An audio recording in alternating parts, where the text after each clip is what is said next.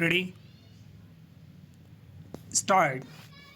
Having noticed the salient fact on which there is not much dispute, this court is firstly constrained to observe that there is no material or evidence to indicate what steps the corporation took between 30 April 1996 to 3rd February 1998. Full stop. There is not one shred of evidence to indicate as to whether any notice was issued to the petitioner during this period to participate in the disciplinary proceedings. Full stop. As noticed above, although the order dated 24 April 1998 asserts that various dates had been fixed by the inquiry officer appointed on 17 February 1997. No such notice has been placed on the record, nor have details of any such notice been alluded to or disclosed in the affidavit filed in these proceedings on behalf of the corporation. Full stop. Even the order sheet which stands appended along with the counter affidavit of the corporation refers to dates which were fixed in 1996. Full stop. On the above state of the record, the submission of the learned counsel for the petitioner that the disciplinary proceedings were reviewed by only in 1998 after a long spell of unexplained silence and inaction appears to have force. Full stop. On 17 February 1998, the corporation, although being fully aware of the pendency of the disciplinary proceedings, proceeded to pass an order holding that the petitioner would be treated to have retired from service with effect from 31st January 1998. Full stop.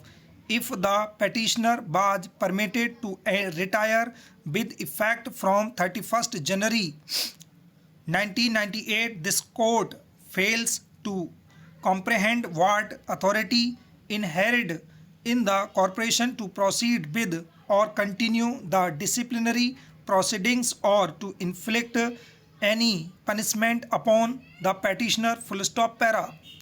As noted above, no statutory provision, rule or regulation prevalent in the corporation was referred to or relied upon to sustain the continuance of the disciplinary proceedings after the retirement of the petitioner on 31st January 1998. Full stop. Once the petitioner had retired from service, no authority vested in the corporation to continue with the disciplinary proceedings which had been initiated against the petitioner. Full stop. Retirement of an employee cuts the cord which connects the two entities and sever all relationship of master and servant or employer and employee. Full stop. The retirement of an employee brings the certain down upon the relationship of employer and employee. Full stop. Once this event occurs, no further jurisdiction or authority vests in the employer to inflict any punishment upon the employee thereafter. Full stop. Even otherwise, the following facts also need to be highlighted. Full stop.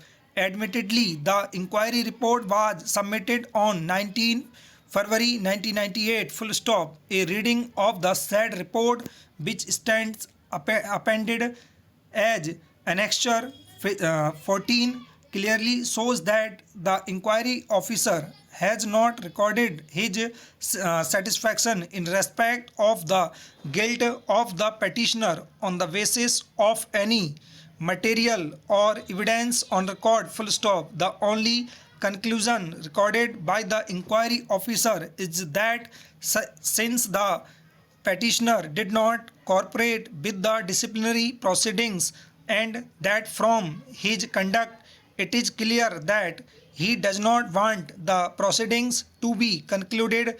He had no option but to record a finding that the charges stand proved full stop.